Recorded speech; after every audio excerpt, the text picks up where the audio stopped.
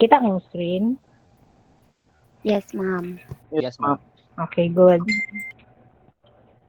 Ang plano unta nako ani atong last time is that ano na ko ni siya sa inyo habal. Ato siyang solvon karon. Wala gito, wala ko nag-expect nga nambi ko ilakaw di atong adlaw oy. Nakurak ko. Wala na hinuon ko nakaano no nya. Wala na lang pud nako ni siya gitkan sa inyo ha kasi I would want manggod nga if ever I will be studying this, at least I'd be able to explain also kay basi malisod mo or kalibog mo or unsa ba. Pero you try to compare your answers with the answers that are here so that you would also verify if tama ba imong ginabuhat. Diba? Kasi I have left this one as your assignment or your practice activity in which you are really going to solve. So, you try to see or if tama ba ang imuhang answer or not. So, ikaw na bahalaan na kasi naan naman mamultaan. Sige ha.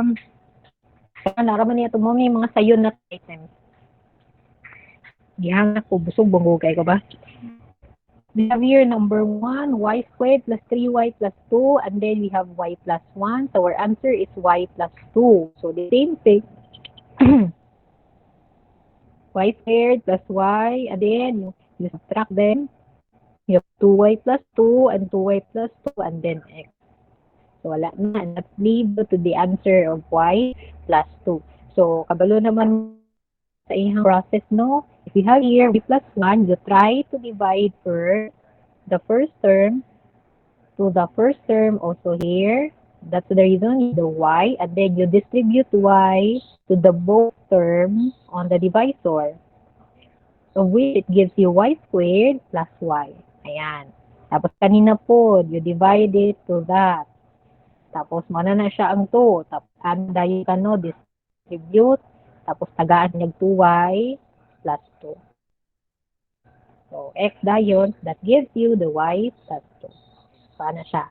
O, for number 2, the same thing. Cn divide n squared divided by n. So, you have the n. N, distribute dayon diha. So, you have n squared plus n. Tapos, imo dayon siyang i-down, ang 5.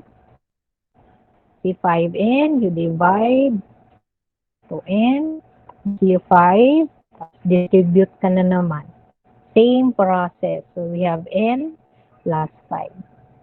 For number 3, the same gihapon siya na process. So, our answer for that is x minus 3. And then, for number 4, we have z minus 1. Sayo na na, diri dapita. Nalang ito yung murag items na medyo list. So, the later, abot rata dito. So, number 5, we have a minus 4. Number 6, we have b plus 10. Okay, and then you have here number 7, kani. Sige ha, ako na siyang ipag-code. If you have noticed, naatay remainder. Daratong remainder, which is number 2. No matter how many times we are going to solve x squared plus 2x plus 3 divided by x plus 1, naagad siya mabilin. Ang pangutana, unsaon man nato ni siya ma'am nga naa man siya nabilin alangag itsapuera na siya dira nga even if in a real scenario in division si remainder diha appeal man gyud na siya, di ba? Kasi remainder nga. Now, how are we going to utilize the remainder to be added to our answer because the remainder itself is an additional to our answer. Kaya nga when we are solving naagi tayo may una 97 remainder 3, that's part of our answer. If we are answering and declaring the remainder nga pang grade 3 nga level. Kasi kung wala tay remainder ay makuha man gyud nato siya. Pero it will just give you a decimal answer. Diba? That's the result most of the times.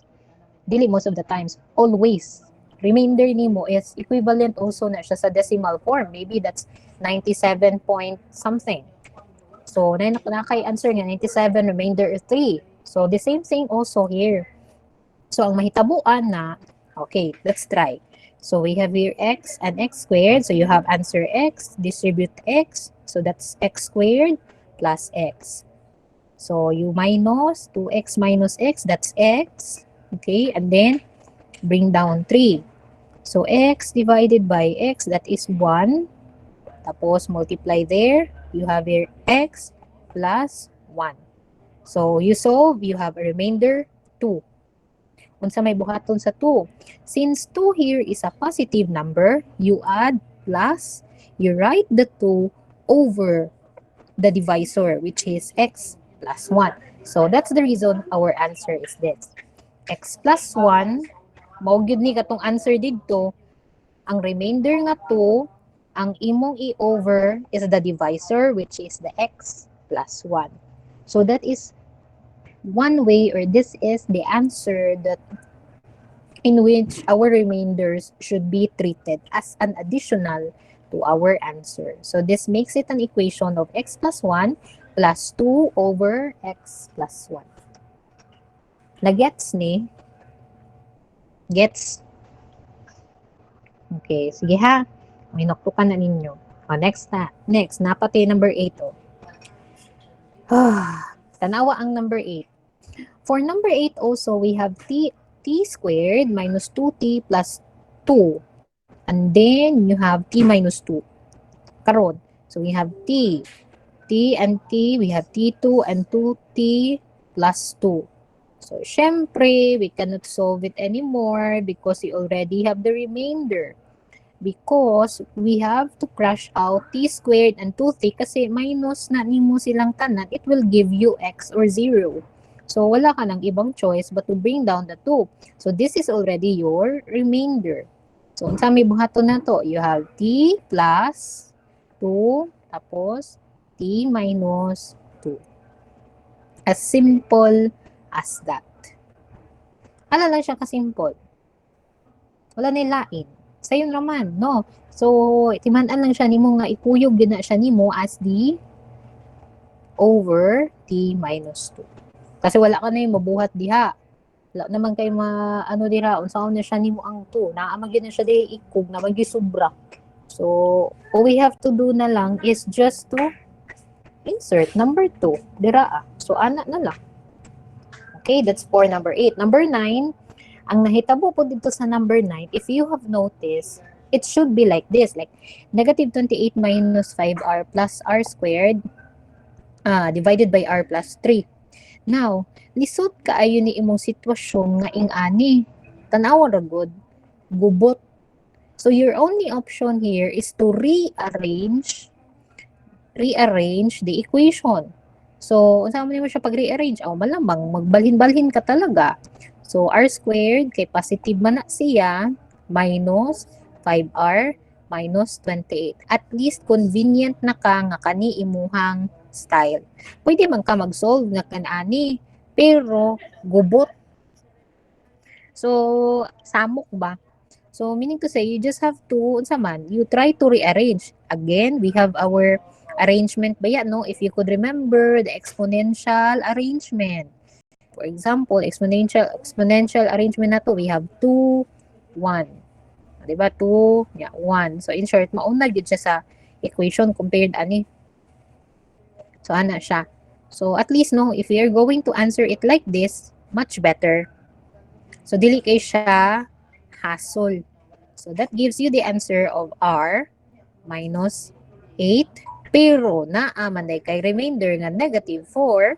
So, you try to insert. We have r minus 8 minus 4 over r plus 3. Kana. Okay, sige. Nag-gets na or na-apply problema or sige na lang. Sige, sige ha. Muna ako siya gipakita sa inyo ha. Siguro gina ko nga. Bahala o gula to yun. Lata na discuss itong uban. Kaysa yun naman to. At least kani kay ma-refresh na to. Kay ako, I really admit to myself that I have confusion sometimes when it comes to algebra. Dako kay kong pasalig when it comes to subtraction, addition, and multiplication. Kasi sa yun lang naman talaga. Pero what makes it complicated, Manggod, is when you are dealing like this. Like especially if you are not really into knowing the procedure and how to solve it in a long division. So, anaon naman di ay, sa yun naman di kayo siya, oy. So, sometimes really, YouTube really helps. Gid na siya.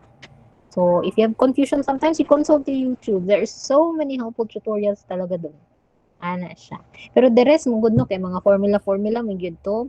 Basta dili lang gyud ninyong kalimtan katong mga unsay tawag ni solving or conversion of temperature from Kelvin to Celsius, Celsius to Kelvin, Fahrenheit to Kelvin, Fahrenheit to Celsius, so on and so forth. Kasi apil ba siya sa exam. Unya, unsa man to ninyo siya pag-convert if wala ka nakabalo sa formula. So tanang formula naa sa same. Ikaw na lay bahala nga magsulat ato para di ka magsigig ukay sa same. That is the purpose of your formula card. Ana siya. Para naakay collection of formulas. If you have also your calculator, I am not sure if naabay converter sa temperature ang calcu. Kay ako, wag yun ko kagamit. Sad. Nagsalig ko sa formula. Anyway, wag ko maingon nga mag-memorize mo. Pero, yun nga, no. I don't know if the calculator is able to, convert temperatures. If it can, then, okay. Pero kung wala, very easy. Wala siya. Okay, so we are done with this one. Manamantaan na. Kanisad. Kani, kay we were able to answer this one. This is based on the speed, distance, and time. I don't know if we have discussed this already. Murag man naman siguro taan no? Pero wala na to ni siya na siran kaninga part.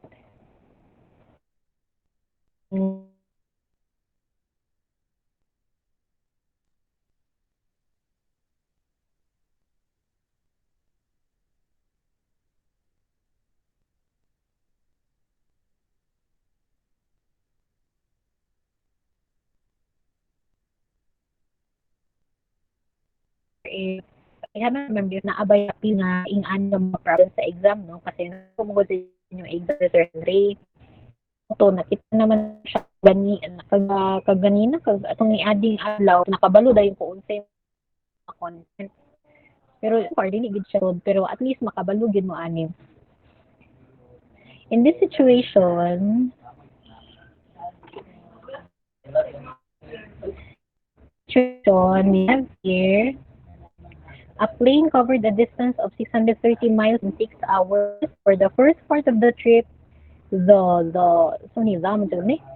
average 100 mph, and for the second part of the trip, the average speed was 110 miles per hour. What is the time it flew at each speed? Okay, kani manggod siya is a word problem. Basta problem solving, no? Problem solving with concern to the speed, distance, and time. So, in short, we have to go back now with our formula for speed, distance, and time. Katong naadri nga Illuminati. Kanang Illuminati diha, si Man Ina. Kasi yan man yung ato ang kabang kaagan sa ng formula. So, bisan pag wala ka kabalo sa imong formula, kung kabalo ka mo plaha sa Illuminati, sulbad imuhang problema. Okay. Sige ha? Alright. So, since you are already given here, ang nakalisod ng Budria is, a question is that, what the time it flew at each speed? Therefore, ito ang ato ang gipangita dire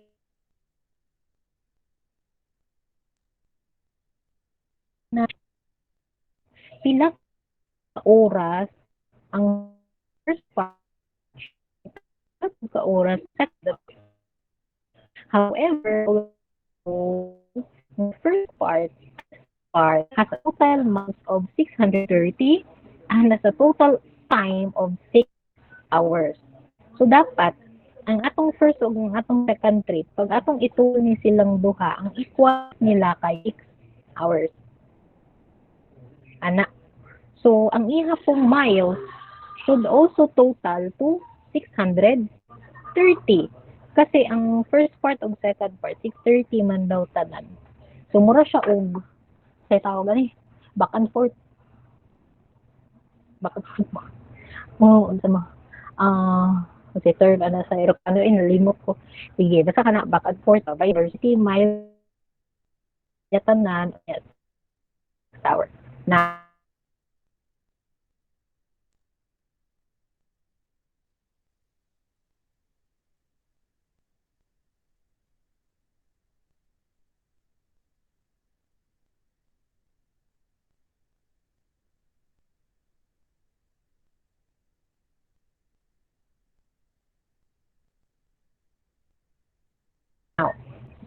of the trip. Kasi duha man kabuk ang atong gipangita, which is the first part and the second part. So for our first part, we have also the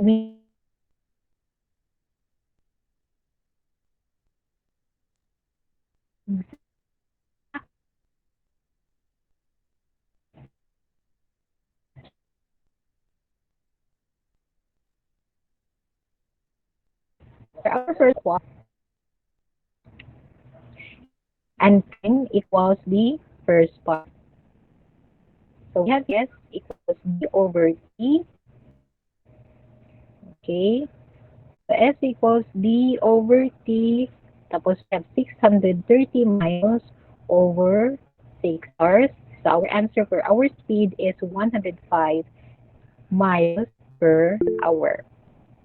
Now, so since na-identify naman nato ni siya, this is based only for the 6 hours, the 630.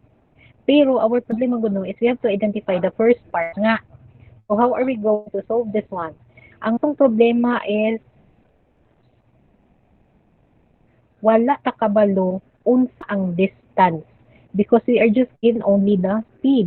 We don't know what the distance. Though we have already the 630, pero wala ta kabalo kung pila ang distance ana.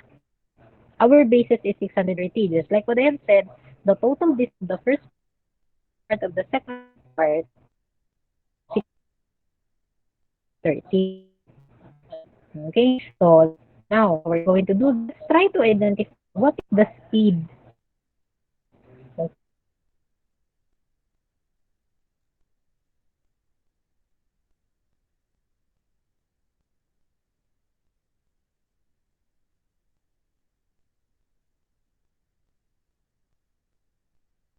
Okay, so if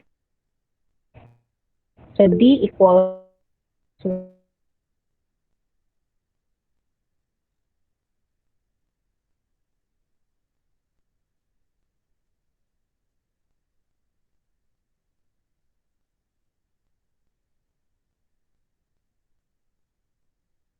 100 place here. So in short, we have here on our second equation, this is the second equation for the second part of the journey. So we have 630 minus the distance nga katong kani equals 110. Isa ni si 110. So 110 maun ni siya ang ato ang miles per hour. And then we have the 6 hours minus time. So ana siya. So replace lang nimo 630 minus 100t. So and then 110 minus 100t, that's 10t. Hangtod sa ang nahimong time is 3. So in short, the second part, the first part is 3 hours. Tapos just like what I have said earlier, kung ang 3 hours ang first part, i-minus nimo siya sa 6 nga 6 hours. In short, tag 3 hours ang ilahang biyahe. So, ana lang siya ang iyang interpretation, ani. So, ana lang siya. So, so ang first journey is 3 hours and the second journey or second part of the trip is also 3.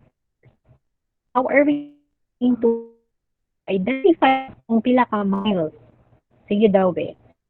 So, we have 630 miles in 6 hours. You divide it by 6, that will give you 105 miles per hour, right? So, in short, the first part of the trip has how many miles?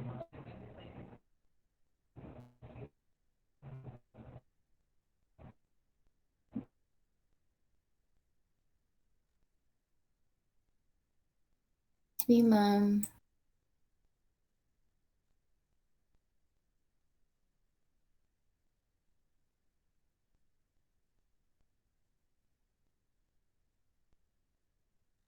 Pila ka? Putol po nga.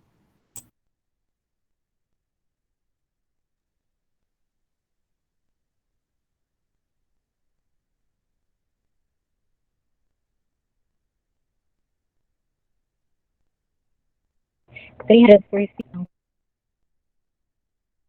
So, tag 315 miles, ana. So, ana lang siya. Ay, mga okay, so I guess that's it. So, maura man siguro na, no? And then, you just have the, siya, mo man inyong mga conversion table of formulas for the temperature. So, for example, you have Celsius to Fahrenheit, you have Kelvin to Fahrenheit, you have Fahrenheit to Celsius, you have Celsius to Kelvin, you have Kelvin to Celsius, you have Fahrenheit to Kelvin. So, tanan, mauna siya ang formula. So, you just copy one or maybe you try to see that on your screen. Tapos there are items there. It would be very helpful for you. Practicean ninyo siya o answer. By the way, before day ko makalimot day, no? Kasi itong inyong mga gipang answeran, like mga practice activity ninyo, mga assignments, you have to upload your answer on our GC. I will be recording kasi I am saying you have to upload that without any reason. So in short, I will be an tawag dito. I will be uploading. I will be recording those as a way of checking